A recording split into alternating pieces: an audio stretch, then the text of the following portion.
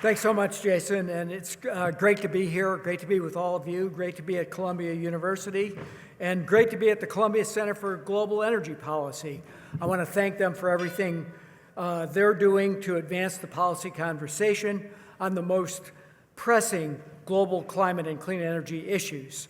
We're coming together, of course, at a moment when the realities of the climate crisis have never been more clear, and when our ability to address those realities has never been greater. July of last year was the hottest month on record. 2023 was the hottest year on record. Last month was the hottest March on record. And each month in between July and March was the hottest ever recorded on our planet. Meanwhile, the ocean, which absorbs the majority of the Earth's warming, has been shattering temperature records for over a year. That's not a fluke. That's the climate crisis. And it's affecting all corners of the globe. Let's just take one of the most common and most deadly consequences, extreme heat. According to the World Weather Attribution Study, climate change made the scorching heat wave in West Africa in February 10 times more likely. Last year, one single heat event in India killed more than 100 people.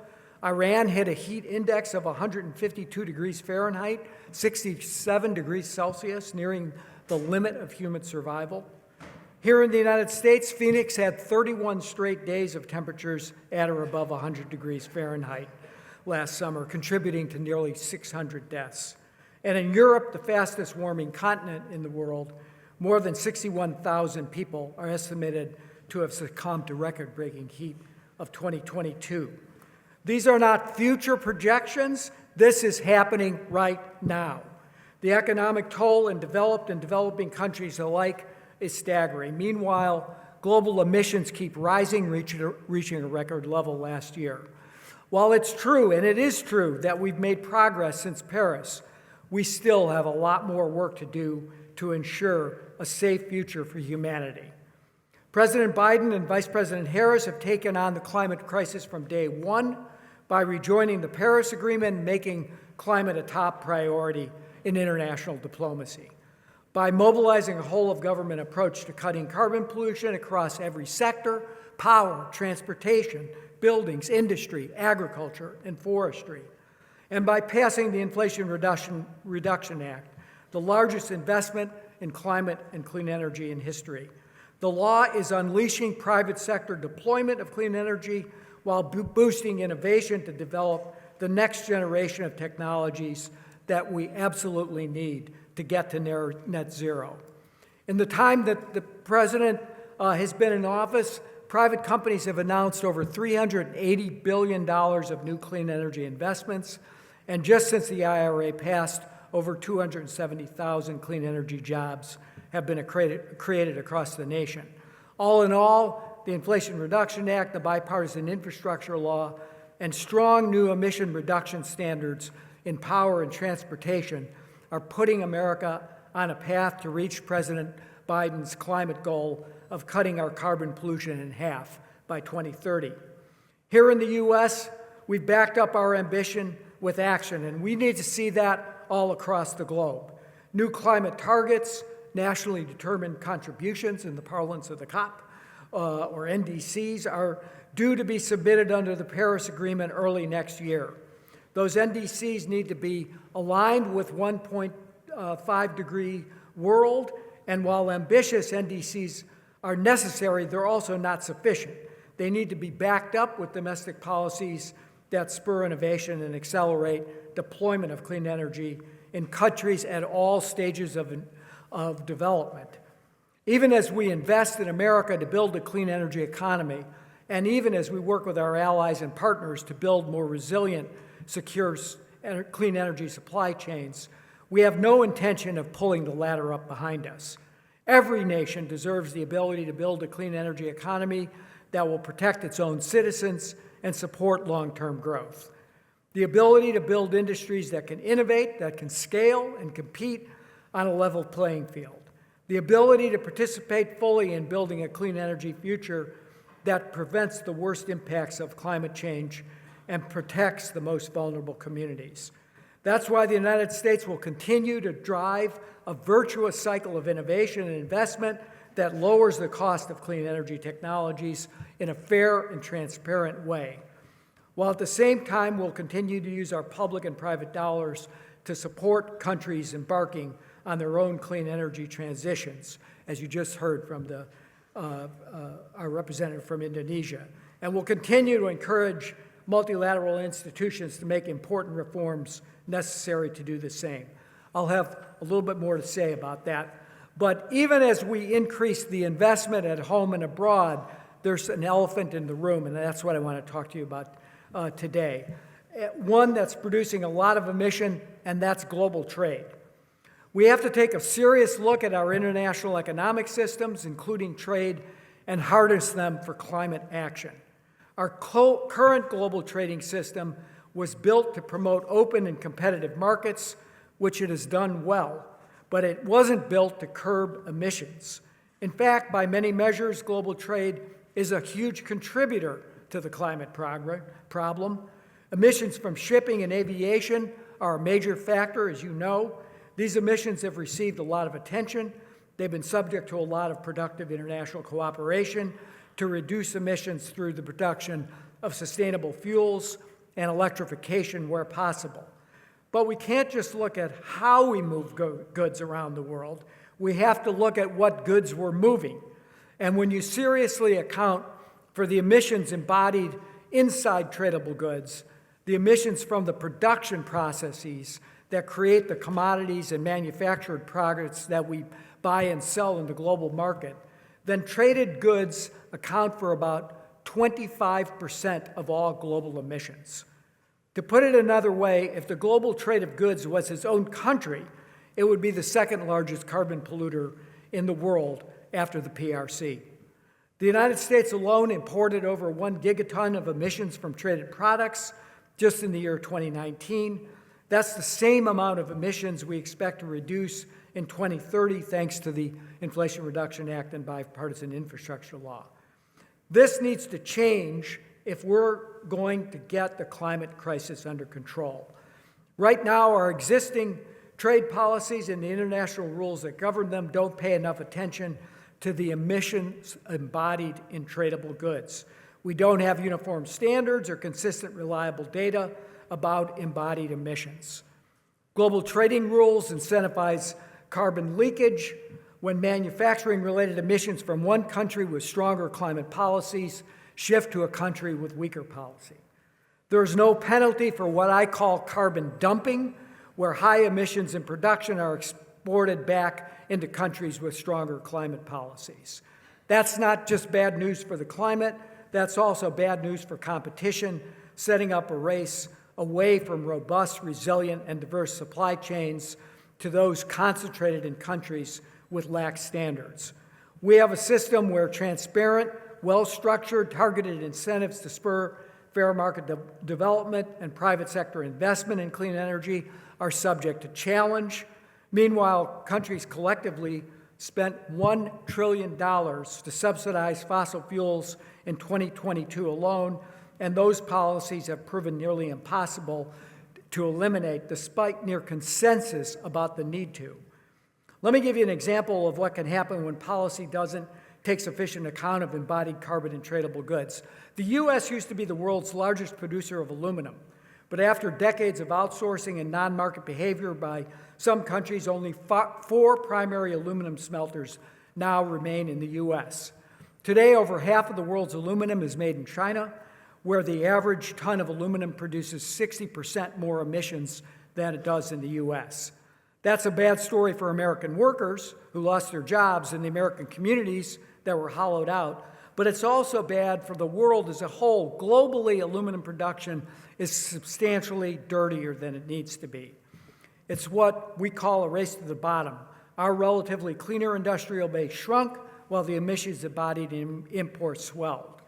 Indeed, we need a smart 21st century approach to climate and trade policy that launches a race to the top for climate action, a global trading system that slashes pollution, creates a fair and level playing field, protects against carbon dumping, supports good manufacturing jobs and economic opportunity, strong labor standards, and rewards every country that's doing the right thing, no matter their stage of development. We're not claiming we have all the answers, but we're ready to accelerate progress in turning conversation about climate-smart trade tools and policies into practice. Today, we're announcing a new White House Climate and Trade Task Force, which will have 3 focus areas. First, developing our climate and trade policy toolkit with an open mind about what features and approaches will be most effective at addressing carbon leakage, carbon dumping, and embodied carbon in general. We're drawing on lessons we've learned from the ongoing negotiations led by our U.S. Trade Representative, Catherine Tai, for a global arrangement on steel and aluminum that have been ongoing between the EU and the U.S. We're open to proposals from our colleagues on Capitol Hill and policy thought leaders from inside and outside the government. I'm sure Columbia will participate in this. We're ready to deepen dialogue with our partners and allies around the world, from the UK to Australia to the EU, as it pursues its carbon border adjustment mechanism. Second, the task force will focus on ensuring that we have a credible, robust, and granular data to implement smart climate and trade policies. We'll work closely with our trading partners to develop standardized and authoritative ways of measuring embodied emissions so that each country can harness comparative advantages in clean manufacturing. And we'll take steps internationally to promote common measurement with high standards of embodied emissions. Third, the task force will identify what more we can do at home and abroad to further position producers to thrive in this new race-to-the-top environment. Here in the U.S., we want our manufacturers to be the cleanest and most competitive in the world. As part of that effort, we recently announced $6 billion in grants from the Inflation Reduction Act and the Bipartisan Infrastructure Law to reduce emissions from the industrial sector. One of those awards will build a new green aluminum smelter that will avoid 75% of the emissions of a conventional facility. It'll be the first new smelter built in the U.S. in 45 years. We'll continue to build on the success of our Buy Clean initiative, which harnesses the purchasing power of the federal government to boost lower carbon construction materials. And even as we continue our efforts to build our transmission and get clean energy projects up and running faster, we'll also explore novel policy levers to help secure affordable supplies of clean electricity for energy-intensive manufacturers. But we're not just about positioning America to compete. Everything we're doing to implement the IRA, deploy the clean energy that's already available, and develop and scale newer technologies, all of that is increasing supply and lowering costs for the entire world. The Boston Consulting Group projects that Inflation Reduction Act will drive down the cost of certain clean energy technologies by as much as 25%. It's important to understand what the Inflation Reduction Act is not doing. President Biden's Investing in America approach is not intended to industrially target any sector, including the clean energy sector, in order to dominate the global market. We're not over-subsidizing domestic industry at any cost, or creating an oversupply of clean energy products, or trying to drive competitors out of the market.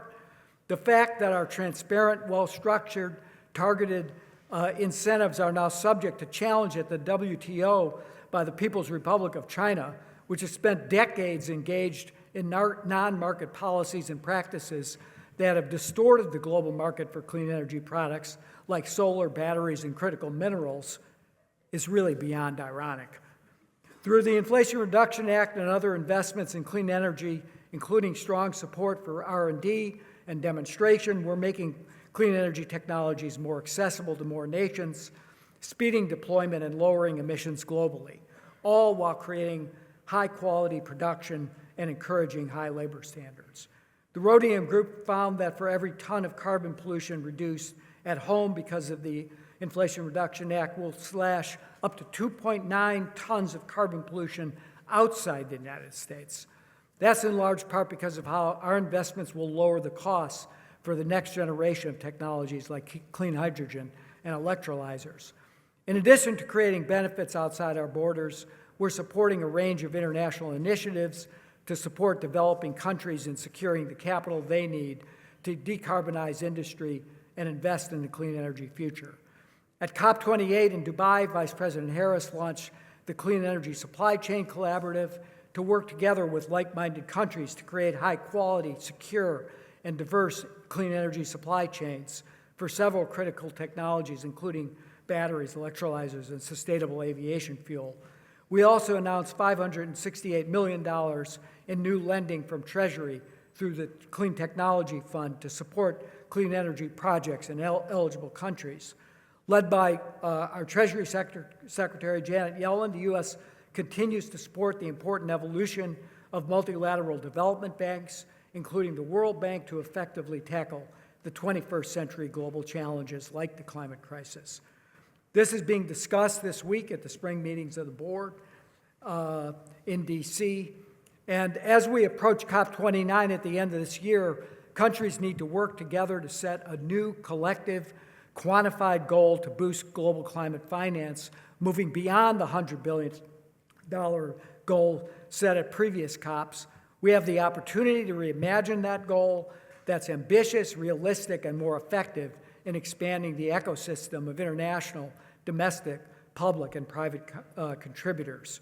We're serious about supporting climate and trade policies that work domestically, crafted in partnership with the labor movement, the climate movement, U.S. industry, and Congress. We're serious about helping developing countries secure the financing and resources they need to build strong, sustainable economies. And we're serious about mobilizing a global coalition of partners and allies who are ready to build a modern international trade system that confronts the climate crisis head on. As I see it, we've got two choices. We can maintain the status quo and a race to the bottom in international economics with trade policies that reward countries that use dirty production and non-market practices to gain competitive advantage. Or we can work together to recreate a race to the top in global trade, one that rewards countries that are leading on climate action through transparent market-based policies and practices. A system that's coordinated, consistent, and sends powerful market signals to countries and companies alike. A new global dynamic where cutting emissions isn't just the right thing to do, it's the only thing to do to compete and thrive. The stakes, of course, couldn't be higher, but I believe if we make the right choice, we can create and maintain millions of good-paying jobs in the clean energy economy of the future. We can mobilize billions in private investment in countries around the world. We can maximize the impact of billions of dollars of taxpayer-funded domestic and international climate investments. We can accelerate technological innovation and position nations to overcome the challenges of today and tomorrow. And we can protect our planet for ourselves and our children. All of that's possible if we do that together. So let's start today. And I want to thank you for listening to me, and I want to bring Jason back out because we're going to have time for a few questions. Thank you, John.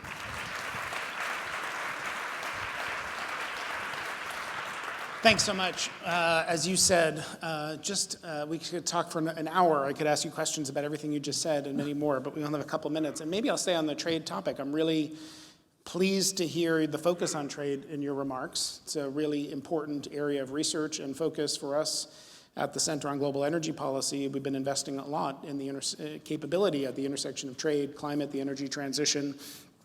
Part of our deepened collaboration with the new Institute of Global Politics, your friend Secretary Hillary Clinton has created here at the Policy School.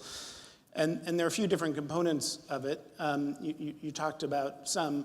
What does that mean, the kind of climate-smart trade agenda for the policies we see elsewhere? What's the Biden administration's position say on the European carbon border adjustment mechanism? Well, as I noted in my statement, I think it's incumbent upon all of us to think this through and to try to create harmonized mechanisms to lift standards to reduce carbon in embedded tradable goods. The Europeans have settled on an approach, the so-called CBAM, the Carbon Border Adjustment Mechanism. We're in conversation with them about how that's going to work. But we're also in conversation with them, as I noted, about how to create a mechanism to adjust for steel and aluminum. They seem less excited about that. That's being led by our trade representative. We're still hopeful that we can find a path forward with that. We also have opened up a dialogue with the EU on developing a critical minerals agreement so that they can take advantage of certain provisions of the Inflation Reduction Act, and we can work together to create secure supply chains around the world. Quite frankly, we're both overly dependent, as Secretary Yellen just was noting during her recent trip to China, on the concentration of supply in critical minerals, in batteries, and upstream solar technology, on production from the PRC. They have a very determined effort, I think particularly as they're coming out of stagnation, to overinvest in manufacturing production, send that production often at below market prices overseas. That's going to undermine every other country's ability to maintain a strong manufacturing base, to invest in the clean energy future, and to protect their workers and businesses who are doing the right thing and playing on a level playing field. So that's what we intend to do. We haven't, as I said, we've created this task force. I think first things first, we need to make sure that we're accurately measuring embedded carbon in tradable goods, and then I think we'll think about the suite of policy mechanisms that will produce a way to make sure that our suppliers are being fairly treated. And just when you look at the global supply chains for clean energy and trade, again, as you noted, China has such a dominant position in many of these critical minerals, batteries, EVs, solar panels. Just say another word about sort of how you balance the benefits of clean energy being as cheap as possible, because we have to deploy it so much faster than we are today, with the concerns, national security, supply chain resilience. Otherwise, how do we really balance those things? Even as we grow supply chains in the U.S., China's still going to have a really significant role for years to come. Well, they're going to have a significant role because they're the largest emitter in the world, right? And they need to clean their own economy up as well. They have been working hard to deploy renewable energy. They're more than 50% of the deployments last year were in China. And so, fair enough. And, I spent a lot of time engaging with Chinese colleagues during the run-up to Paris. When I worked for President Obama, I'm already have been engaged with my counterpart in China, who's replaced Minister Xie, who you knew well. And, we'll sit and meet and talk this through. And as Secretary Yellen said, we want to create a situation where we've got focus on fairness in the supply chain. But ultimately, what you want is a competitive world where investment is not stranded by hyper-aggressive policies that are killing countries that are trying to do the right thing, invest in deployment, in manufacturing, and innovation. And I think Europeans have experienced that, kind of given up on the solar side of the industry. I don't know if Jennifer, I couldn't hear everything Jennifer said, but they just lost that industry to what may look like at this point unfair competition. They're determined not to repeat that practice in the auto and battery industry. So I think we have some common problems, but we have to be engaged in trying to find answers that work not just for the U.S. and the EU, but for the entire world, so that we're deploying at speed and at scale across the globe. Another aspect of trade, of course, is exports, and the U.S. has a lot of those, including in oil and gas. Well, you were here 10 years ago, and at that time, I think some of the questions were about oil exports. You have the new pause to review what's happening with LNG exports. Do oil and gas exports from the U.S. have a role to play in a climate-smart trade strategy, in your view? We're asked this question a lot. There's and I think what we're engaged with, I now come back to what the project is, and often reference the IPCC 1.5 report in 2018 that actually refocused the world on the notion that we needed to try to maintain global average temperatures to at or near 1.5 degrees Celsius. That meant we had to get to net zero by 2050. In order to do that, as countries committed to in Dubai, we need to transition away from fossil fuels. And the other thing that they observed was that transformation of the global economy has never been seen at the size and scale in human history. So it's a huge, daunting task. And we have to do it smartly. We have to accelerate progress on clean. But in the meantime, we need to power our economy. We need to keep costs within, that are reasonable for our consumers. And we need to support our friends and allies. And that's what we've done, particularly with our LNG exports to Europe in the wake of the brutal, illegal invasion of Ukraine and the need of our European allies to be able to reduce their imports of Russian fossil fuels. We've had the capacity and the ability, and I think they welcome the fact that we've been able to supply 50% of the need for imports in Europe. I think we have to be able to do both those things. We have to begin that transition away. We're doing that by supporting the electrification of transportation, by supporting the decarbonization of the electricity sector, and we've got to accelerate the pace. But the suite of tools we have, from setting standards for cars and light-duty trucks, for heavy-duty transportation, for moving to sustainable aviation fuel, to taking on the challenge of sustainable marine fuels and electrification. All those things are part of a substantial transformation. But in the meantime, we have the ability to help our friends in Europe and Asia, and we have the ability to keep prices stable in the U.S. We said in my intro, you're wearing two very important hats, domestic and international now. If there were 4 more years for this administration, you may or may not be part of it. We'll talk about what the agenda is on climate and the energy transition. What would be the top things that this administration would be trying to pursue? And included in that, we talked a lot today about how to mobilize the rest of the world, right? The Inflation Reduction Act is this massive piece of legislation for the United States. It can have benefits externally by bringing the cost of technology down. But when you think about how do we mobilize finance for the rest of the world, all the tools that the U.S. has at its disposal, and maybe it needs more through Congress, focus on that and maybe some other things too that would be part of a second-term agenda. Well, look, I think we have, first of all, I want to come back and give the president credit one more time for passing not just the biggest climate and clean energy bill in the history of the U.S., but in the history of the world. So implementation of that is critical. That's, that used to be my day job. I'm still doing it. And I've added these international duties on top. But we need to keep going further and faster. We've used the full authorities that we've had from not just from the EPA authorities and the Clean Air Act, but to use smart procurement, including in these questions of trying to procure low embodied carbon building materials. Need to make it easier to build clean energy infrastructure? We have to continue to work on permitting reform.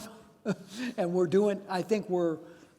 made pretty good progress on that, because at the very most senior levels of the administration, we're seized with the idea that we got to build things in America, we got to build clean in America, and we got to move on. And then I would say what I talked about today, that's a big piece of business for a second-term agenda. How are we going to manage our trade policy, our international economic policy, and our push from the entire world towards cleaner forms of and use of energy? One substantial portion of that, I think, we can try to get done this year, which is again, I mentioned briefly, which is to step up to the plate on climate finance, to end up in the COP29 with a credible, ambitious, new quantified goal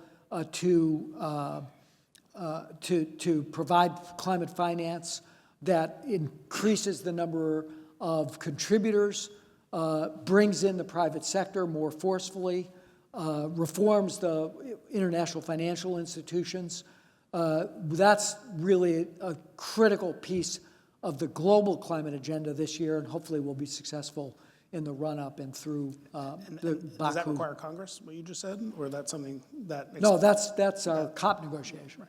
And then maybe we'll have a Congress that, who knows? One could always hope that we'll have a Congress that takes climate change seriously. Lots more we could talk about. We're out of time. John Podesta, thank you again for joining us at the Center on Global Energy Policy.